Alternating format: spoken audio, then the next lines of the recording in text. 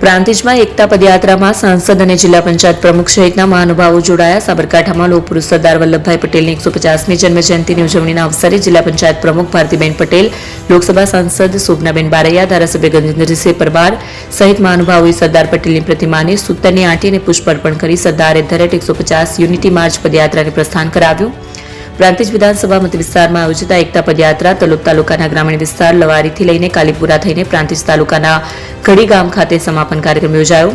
પદયાત્રાના સમાપન કાર્યક્રમમાં લોકસભા સાંસદ શોભનાબેન બારૈયાએ જણાવ્યું હતું કે લોક પુરુષ સરદાર વલ્લભભાઈ પટેલે પોતાની દ્રઢ ઈચ્છાશક્તિ, અડગ દેશપ્રેમ અને અવિરત પરિશ્રમથી દેશને એક સૂત્રમાં બાંધવાનો ઐતિહાસિક કાર્ય કર્યું છે. તલોદ અને પ્રાંતિજના ગ્રામ્ય વિસ્તારમાંથી શરૂ થયેલી આ યાત્રામાં યુવાનો, બહેનો, વરિષ્ઠ નાગરિકો અને સમાજના દરેક વર્ગે દર્શાવેલ ઉત્સાહ સરદાર સાહેબના વિચારોને સાચા અર્થમાં જીવી રહ્યા છે તેનું પ્રતિબિંબ છે. આ યુનિટી માર્ચ રાષ્ટ્રભાવના અને એકતા જાગૃત કરવા માટે એક મહત્વપૂર્ણ પ્રયાસ છે. કાર્યક્રમમાં અગ્રણી જનકભાઈએ સરદાર પટેલ જયંતિ નિમિત્તે પ્રેરક ઉદ્બોધન કર્યું હતું.